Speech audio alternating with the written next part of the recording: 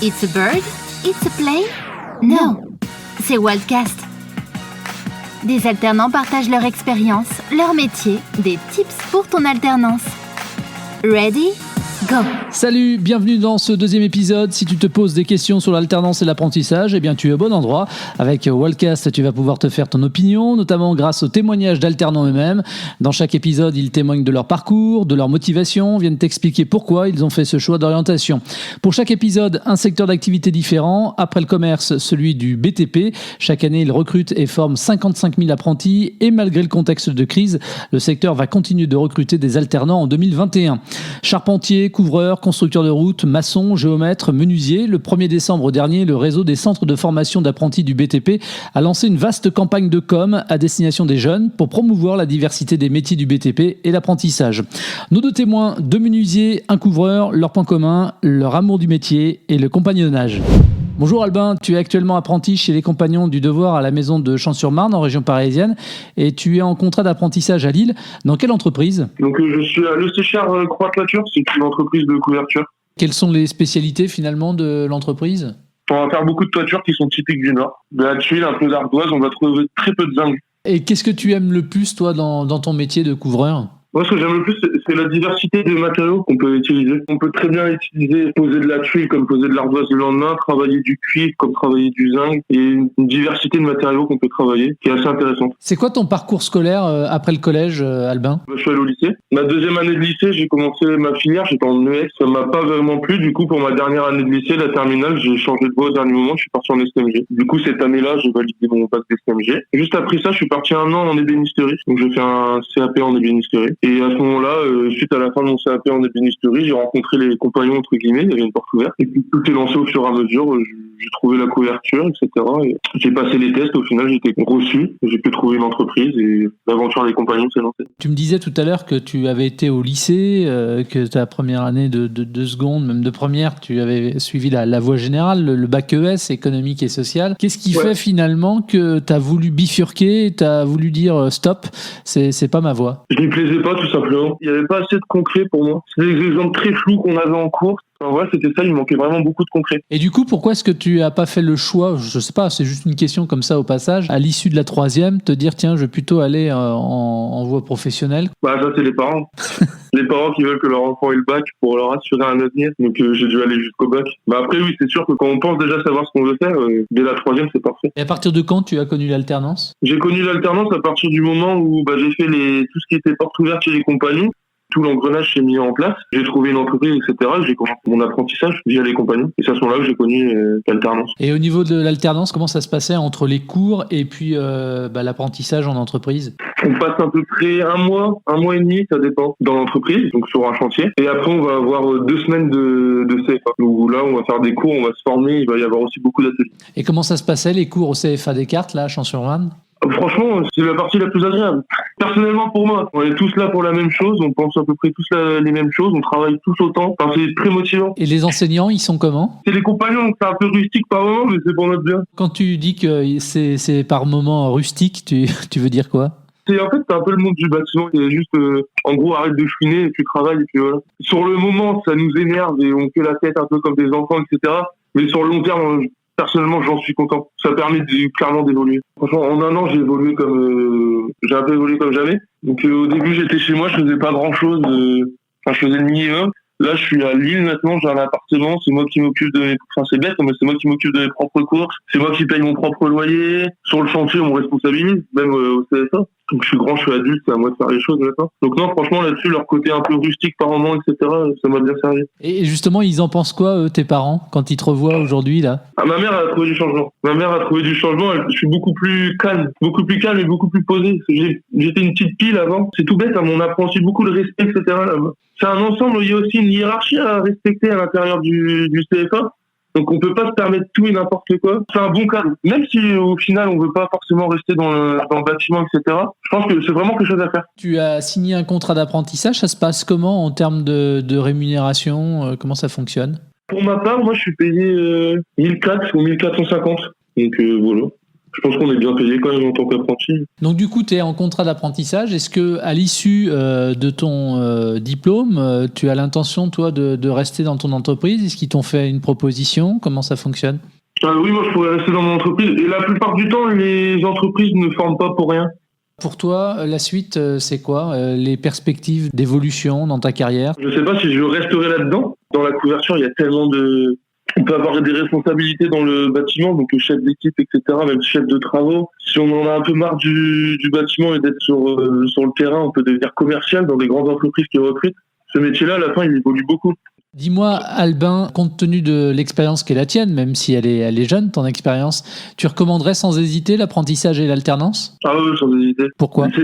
Déjà, je vois plein de jeunes qui commencent leur première année, qui arrivent en fin de terminale et qui ne savent pas quoi faire du tout, comme ça a été mon cas d'ailleurs, et qui vont gâcher une première année ou 2 années pour aller à la fac, pour faire des choses qui leur plaisent pas du tout. Et franchement, moi, ces personnes-là, j'ai qu'une seule chose à leur dire: si vous savez vraiment pas quoi faire, lancez-vous dans un truc en apprentissage, et ça nous fait tellement évoluer en fait, et rapidement. Même la professionnalisation. Moi, ça m'a appris à comment me comporter en entreprise. Et maintenant, le jour où je vais faire un entretien d'embauche, mais je saurai exactement ce qu'il faut dire, je sais exactement ce que l'entreprise va vouloir de moi, et là-dessus, c'est très enrichissant. On accueille maintenant un passionné du bois et des escaliers. Après la 3e, Elie s'est engagé dans la voie de l'apprentissage et de l'alternance chez les Compagnons. Après un BEP, un bac pro, un brevet professionnel et un BTS en poche, à 22 ans, il a signé un CDI dans l'entreprise Menuiserie Robin, à côté de Nantes. Bonjour Elie. Bonjour. Comment ça se passe dans ton entreprise? J'ai commencé en septembre et pour le moment, c'est très bien. Et donc tu fais ce que tu aimes? Alors l'escalier et moi, ça a toujours été une grande histoire d'amour. J'ai commencé la menuiserie en rêvant de pouvoir faire des escaliers. Et aujourd'hui, je suis comblé parce que je fais ça toute la journée. D'accord. Et qu'est-ce que tu aimes dans le fait de fabriquer des escaliers? Moi, ce que je trouve très beau en fait dans les escaliers, c'est que c'est un outil qu'on a dans la maison qui est indispensable pour passer d'un étage à l'autre. Avoir cet objet au milieu de la maison, se dire que tout le monde s'en sert, qu'il est là, il est imposant, il est beau. Enfin, pour moi, c'est toute l'âme d'une maison passe par l'escalier en fait. Et quel type toi de matériaux tu utilises pour fabriquer tes escaliers? Bon, bah aujourd'hui, en fait, en fonction de la clientèle, on adapte les matériaux. On travaille essentiellement du massif, donc on peut faire du chêne, du frêne. On travaille aussi maintenant sur des panneaux collés, donc des bois à bouter comme de l'EVA, et puis du hêtre. Et qu'est-ce qui t'a décidé finalement à un moment donné de te diriger vers l'apprentissage quand tu étais en fin de 3e? Eh bien, pour être vrai, j'avais un lycée professionnel à côté de chez moi qui était pas très bien réputé, donc j'ai préféré partir chez les Compagnons. Et j'ai eu cette opportunité en fait de faire de l'apprentissage, et je me suis dit que c'était une bonne idée et que c'était la voie royale en fait vers l'emploi, parce que on apprend petit à petit, on rentre dans le monde du travail progressivement, et puis l'expérience en entreprise apporte tellement plus que d'être derrière un bureau et d'écouter les professeurs. J'ai trouvé ça extra. Pour moi, c'était la meilleure solution à avoir. Et comment ça se passait en fait entre les cours et puis les périodes de stage, les périodes en entreprise? Le lycée professionnel où j'étais, en fait, il avait une petite spécialité. On faisait de l'alternance, mais on restait sous statut scolaire. On avait 6 semaines d'entreprise, 2 semaines de vacances scolaires, comme n'importe quel lycéen. Et après, on avait 6 semaines d'école. Donc, à chaque fois, le trimestre était coupé en deux. Ce qui était vraiment intéressant dans ce système-là, c'est que bah, quand on était à l'école, on faisait de grosses horaires. On faisait 8 heures de cours par jour, plus 2 heures d'études obligatoires par semaine. Et on avait les samedis où on faisait des contrôles. Et quand on était en entreprise, on faisait notre journée d'entreprise comme n'importe quel salarié. Et le soir, après, on avait 2 heures de cours qui étaient donnés à distance par les professeurs. Ils nous envoyaient des devoirs et on devait leur rendre la semaine d'après. Ah ouais, c'était quand même des semaines bien chargées, hein. Ça fait des grosses semaines. C'est vrai qu'à 15 ans, quand on fait 40 heures de cours par semaine, bah oui, c'est lourd, mais après, il faut savoir ce qu'on veut. Si aujourd'hui on veut avancer rapidement, il faut aussi travailler beaucoup. Et c'était comment l'accompagnement à l'époque? Tu avais un maître d'apprentissage? Comment ça fonctionnait? J'avais un maître d'apprentissage, exactement. Et en plus de ça, j'avais la chance que ce maître d'apprentissage était compagnon. Et comme j'étais en formation chez les Compagnons, il me suivait beaucoup. Et les cours, c'était comment du coup? Ça se passait comment? Les cours, les professeurs, ce qui était bien, c'est qu'ils comprenaient ce que c'était que le monde du travail. Donc, ils comprenaient en fait ce qu'on vivait en entreprise et on pouvait en fait librement parler de ce qui se passait à l'entreprise. Et les cours étaient souvent adaptés en fait au milieu du travail. Donc, tout ce qui est cours de mathématiques, par exemple, c'était vraiment adapté là-dessus. Les cours de français aussi, c'était axé sur le milieu du travail en fait. Et ben, moi, j'ai très bien vécu mes cours. J'ai eu la chance d'avoir des professeurs, les mêmes professeurs durant mes 3 années de formation en bac professionnel. ce qui permet d'avoir un réel suivi. Et puis, j'ai eu la chance d'avoir aussi un formateur qui était meilleur ouvrier de France et qui avait un énorme savoir à nous retransmettre. Alors, toi, tu as aussi dans ton parcours, donc tu le disais tout à l'heure, le compagnonnage. Pourquoi tu as fait ce choix? Alors, j'ai décidé d'aller chez les compagnons parce que dans mon idée et dans l'idée des personnes qui connaissent le compagnonnage, c'est en fait la voie de l'excellence. Moi, l'objectif en allant chez les compagnons, c'était vraiment d'apprendre mon métier et d'avoir de bonnes bases. Je voulais pas être le menuisier lambda. Je voulais être le menuisier capable de pouvoir faire un jour une fenêtre, le lendemain une cuisine, un escalier et en fait d'être polyvalent, de faire ce qui me plaît réellement. Donc je voulais avoir du savoir, un bon bagage. Et donc ça, avec les compagnons, ça a été possible. Et du coup, tu as fait ton tour de France? Et actuellement, je suis toujours sur mon tour de France. J'ai été reçu au mois de juillet et donc maintenant en fait donc je suis reçu compagnon et maintenant il me reste donc du coup 2 années où je vais rester sur le Tour de France pour redonner aux plus jeunes ce qu'on m'a appris, transmettre tout ce qu'on m'a appris. Qu'est-ce que toi, tu retiens de positif de ces années d'apprentissage et de compagnonnage, même si c'est pas encore complètement terminé? Ce que je retiens de positif, la chance d'avoir pu voyager, de visiter différentes entreprises, d'avoir pu côtoyer différents menuisiers, d'avoir appris différentes techniques. En fait, ce que j'ai beaucoup aimé, c'est les échanges qu'on peut avoir. C'est très constructif, surtout quand tu as 14 ans. On arrive dans une maison de compagnons, on arrive dans une entreprise où la moyenne d'âge, elle est plutôt entre 20 et 25 ans. Et à 14 ans, on est là, on ne sait pas trop où on est. En fait, ça nous pousse à grandir rapidement, je pense, à être débrouillard plus rapidement que la moyenne. Qu'est-ce que tu dirais à quelqu'un qui continuerait à véhiculer des clichés en disant par exemple que l'apprentissage c'est une voie de garage? Les personnes qui imaginent que l'apprentissage est une voie de garage, à mon avis, ils ont une vision erronée de ce qu'est le monde du travail. Moi, je suis dans le bâtiment, donc je le vois directement. Un menuisier vaut pas moins que quelqu'un qui a un bac plus 5. Du travail, c'est rigolo, mais du travail, j'en ai jamais manqué. À chaque fois que j'ai changé de ville, en 2 jours, j'avais un emploi, un CDI, un CDD, j'avais un contrat. Et puis l'apprentissage, c'est la voie royale vers l'embauche. Ça, il n'y a pas de doute là-dessus. T'as 22 ans, t'es menuisier, t'as un contrat à durée indéterminée. Déjà, la menuiserie à 22 ans, ça va? T'arrives à gagner ta vie? Je vais pas à me plaindre. Moi, j'ai un salaire correct. Le fait de faire des concours, le fait de faire le Tour de France, comme on gagne en compétences, je pense, ça nous permet aussi de prétendre à un salaire plus élevé que si je ne travaillais pas mes week-ends pour m'exercer, que si je n'avais pas fait des concours, que c'est des sacrifices. En fait, on sacrifie du temps pour apprendre notre métier, mais pour pouvoir avoir un salaire correct plus rapidement aussi. Elie, tu es également depuis 2018 vice-champion de France des World Skills France, qu'on appelait auparavant Olympiade des métiers, dans la catégorie menuiserie, un titre qui devait te permettre de participer au concours EuroSkills. C'était en septembre dernier. Covid oblige, cette compétition réservée aux moins de 23 ans, réunissant les meilleurs apprentis européens dans 70 métiers différents, a été reportée une première fois au mois de décembre. Compte tenu du contexte sanitaire, il n'est même pas encore certain que le concours ait lieu en 2021. Avec tes potes de l'équipe de France des métiers, tu es donc dans l'attente, l'incertitude. Qu'est-ce que ça représente pour toi, ce concours? Cette compétition, c'est 2 ans et demi de préparation pour ma part. C'est des sacrifices parce qu'on voit moins la famille, on voit moins les amis. J'ai déménagé sur Nantes pour me rapprocher de mon expert, pour me rapprocher d'anciens candidats, pour qu'ils puissent m'aider et me coacher. C'est beaucoup d'investissements qui tombent un petit peu à l'eau. Ouais, on te sent, et à juste titre, un peu vénère. Si le concours ne devait pas avoir lieu l'année prochaine, après, du coup, ce sera mort. Hein. Tu n'auras plus l'âge pour y participer. C'est exactement ça. En fait, c'était la dernière chance que j'avais, puisque c'est une compétition qui se fait tous les 2 ans. Et la sélection qui est en cours, c'est ceux qui sont nés après le 1er janvier 99. Et comme je suis de 98, c'était ma seule chance de pouvoir accéder à cette compétition et à ce niveau-là. Après, j'en garde une très bonne expérience. J'ai appris énormément de choses. J'ai fait de superbes rencontres. Il faut voir ça aussi. Et puis, je me dis qu'aujourd'hui, je suis pas le plus à plaindre quand je vois que certaines entreprises sont obligées de fermer, que certains employeurs sont obligés de licencier leurs salariés parce qu'ils n'ont pas de travail. Moi, je me dis que, oui, c'était peut-être la seule fois où j'aurais pu faire cette compétition, mais j'essaye de relativiser et de garder des bons souvenirs quand même. Humble jusqu'au bout, le jeune homme. Elie, on arrive au terme de cet entretien. Compte tenu de l'expérience qui est la tienne, si un jeune te dit aujourd'hui je veux me lancer dans l'apprentissage, tu lui dis quoi? Banco, vas-y, fonce. Oui, ce que j'ai vécu, je le souhaite à tout le monde et c'est la meilleure voie vers l'embauche et je conseille vraiment à tout le monde de faire cette école-là.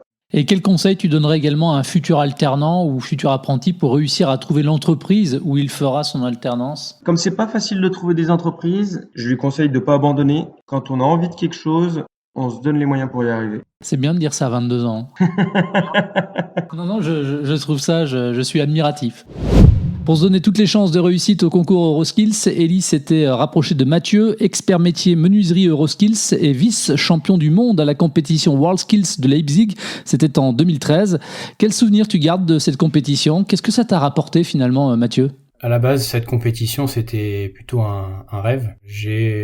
Quand j'étais en apprentissage, j'ai vu à la télé quelqu'un qui avait fait la compétition, qui avait justement un menuisier qui avait terminé champion du monde. Et du coup, je me suis dit, mais c'est impressionnant de pouvoir faire de la menuiserie et un concours mondial comme les Jeux Olympiques. Mais pour moi, ça restait un simple rêve, on va dire, ou plutôt une idée, quoi.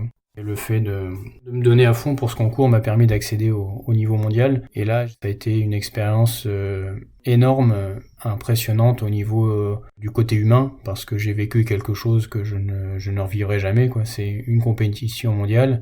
J'ai pu porter le maillot de l'équipe de France, donc c'était quelque chose. Et en plus, au niveau métier, alors là, ça a été un réel bond en avant de plusieurs années quand je me suis préparé pour ce concours, quoi. Quand j'étais petit, j'avais deux rêves, je voulais être menuisier et je voulais être sportif de haut niveau. Et c'est grâce à cette compétition que j'ai pu faire les deux en même temps. Donc ça a été un double rêve accompli, on va dire. J'imagine comme tous, quand tu t'y es présenté, c'était tout sauf faire de la figuration. Et en plus, tu termines vice-champion du monde. C'est juste énorme. Bah oui, déjà pour moi, c'était inespéré. Après, quand je reprends 6 mois avant le concours où j'ai passé les sélections nationales, donc où j'ai pu terminer premier. Ça a été une grande surprise pour moi, mais après je suis vraiment rentré encadré par l'équipe de France de menuiserie. J'ai été encadré pendant 6 mois avec une préparation intense. Donc oui, on n'y allait pas pour faire de la figuration et on avait vraiment un objectif de faire le meilleur résultat possible. Et après, on tombe sur des concurrents qui aussi dans d'autres pays sont très entraînés, donc la pression est forte et puis on donne tout ce qu'on a pendant ce concours, quoi. Tu dis que ce concours t'a fait grandir, t'a fait gagner plein de choses. Ça t'a ouvert aussi des portes supplémentaires ? Oui, évidemment, c'est plus que des portes. En fait, tout s'ouvre très facilement après le concours, parce que pendant quelques temps, on se donne à fond sur la préparation et on voit pas le progrès qu'on peut faire dans notre métier. Et après, une fois qu'on fait le concours, on se rend compte de tout ce qu'on a pu apprendre et ça crée aussi un réseau aujourd'hui qui est mondial. On s'ouvre des opportunités dans le monde entier. C'est une expérience tellement enrichissante sur le plan métier et sur le plan de ce que ça peut nous apporter pour l'avenir. Alors Mathieu, tu es donc toi aussi salarié de l'entreprise Menuiserie Robin, à côté de Nantes, dans laquelle tu sembles t'épanouir depuis 6 ans et demi. Qu'est-ce que tu aimes le plus, toi, dans ton métier ? Ce que j'aime vraiment dans la menuiserie, c'est le côté créatif. On peut partir sur un peu tout type de projet. On est capable de réaliser vraiment des choses très variées. C'est aussi le travail de la matière. Alors il y a le bois, mais il y a aussi tous les matériaux dérivés aujourd'hui. Et on travaille aussi pas mal de différents matériaux aujourd'hui, comme l'aluminium, un peu le verre, qui peuvent apporter d'autres touches à nos travaux. Et donc on peut partir soit juste d'un morceau de bois ou d'un panneau, et puis d'en faire un ouvrage pratique, utile et esthétique. C'est vraiment ce travail varié qui est plaisant aujourd'hui dans la menuiserie. Alors comme Ellie, tu as rejoint les Compagnons à 14 ans pour effectuer ton alternance et apprentissage. Qu'est-ce que tu retiens, toi, de cette période ? Il y a une particularité déjà au niveau de l'apprentissage, c'est que quasiment tous les formateurs sont des compagnons en fin de Tour de France.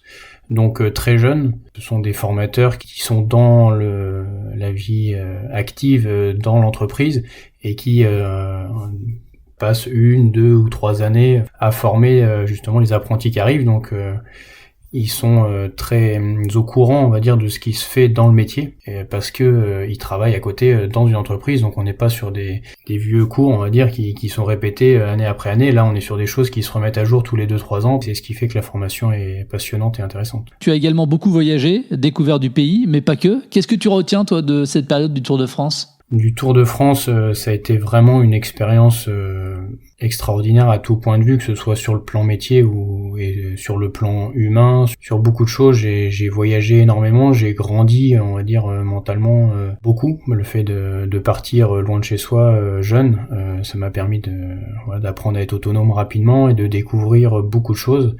J'ai eu la chance de partir à l'étranger, de voyager dans beaucoup de pays dans le monde. Tu as fait quel pays ? En étape sur le Tour de France, j'ai été en Nouvelle-Calédonie. Alors ça reste la France, mais on est quand même assez loin. Et après, c'était beaucoup plutôt des étapes, des opportunités à l'étranger où j'ai pu aller en Angleterre, au Brésil, en Suisse. Plutôt des petites étapes, des opportunités qui se sont présentées pendant cette période de Tour de France. Tour de France entamé à l'âge de 16 ans, c'est génial de voyager comme ça jeune. Pas trop compliqué quand même de laisser ses parents, sa famille, ses proches ? Vu comment on est occupé, et puis j'étais tellement passionné par ce que je faisais que c'est pas tellement pour moi que ça a été compliqué, je dirais plus que c'est pour ma famille que ça a été compliqué de me voir qu'une fois tous les 2, 3, 4 mois. Tout passe tellement vite et on est tellement occupé qu'on se rend même pas compte qu'on est parti de chez soi pendant quelques mois.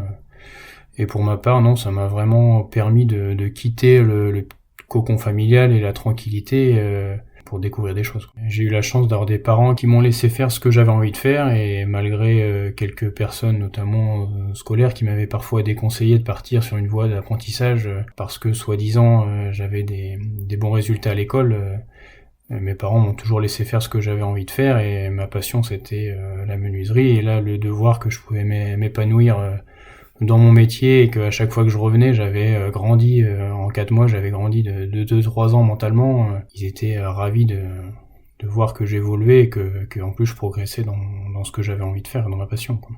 Alors je vais rebondir sur ce que tu as dit. Tu avais des bons résultats à l'école, donc pourquoi faire de l'apprentissage ? L'apprentissage, c'est bien connu, c'est une voie de garage. Là, on est vraiment dans le cliché qui perdure chez certains. T'en penses quoi, toi ? Oui, c'est des choses auxquelles j'ai été vraiment confronté parce que j'avais 14 ans, fin de 3e, donc j'avais une année d'avance à l'école et j'avais des facilités qui me permettaient d'être assez à l'aise à l'école. Voilà, on m'a dit l'apprentissage, surtout en CFA en alternance, c'est fait pour ceux qui n'y arrivent pas, t'as des compétences, il faut aller faire des études, mais enfin c'est des clichés qui sont arriérés et aujourd'hui il faut qu'on arrête ça parce que voilà, c'est pas parce qu'on a des compétences à l'école, quand on veut devenir un bon menuisier, un bon maçon, il y a aussi besoin d'être intelligent pour créer les choses, pour dessiner, pour faire de la comptabilité. Il faut une tête bien faite pour savoir se servir de ses mains. Donc aujourd'hui, il y a énormément de débouchés dans tout ce qui est métier manuel et contrairement à certains métiers justement dits scolaires, où aujourd'hui tout le monde s'engouffre dans ces filières-là, mais sans forcément avoir un débouché derrière. En termes de qualité ou de traits de caractère, qu'est-ce qu'il faut avoir pour réussir son apprentissage, pour réussir l'alternance ? La seule condition qu'il faut, c'est d'avoir envie de réussir. Ça, c'est la seule condition, quoi. Après, le caractère, ça va dépendre des métiers. Chaque métier a son caractère. Qu'est-ce qu'on peut te souhaiter pour la suite, Mathieu ? Me souhaiter, moi, c'est de continuer et puis continuer à former aussi des jeunes qui ont envie, qui sont passionnés, parce que c'est toujours très agréable de voir que la jeunesse s'intéresse aux métiers manuels, aux métiers d'avenir, parce qu'il y a du débouché. De continuer aussi à m'épanouir dans mon métier, tant que mon métier me plaira et que je travaillerai par passion, tout ira bien. Je retiendrai en tout cas les mots que tu as utilisés à plusieurs reprises et qui sont hyper importants pour les jeunes qui nous écoutent. L'envie et la passion. C'est pour moi les maîtres mots de l'avenir, en fait, si on veut avoir de l'avenir dans quelque chose, il faut le faire avec envie et avec passion, c'est encore mieux. Merci Mathieu. C'est la fin de ce deuxième numéro de Waltcast. Merci de votre fidélité. On se retrouve dans 15 jours pour un nouvel épisode. À plus. Retrouve tous les épisodes de Waltcast, le podcast de Walt sur l'alternance, sur toutes les plateformes de diffusion de podcasts et sur walt.community.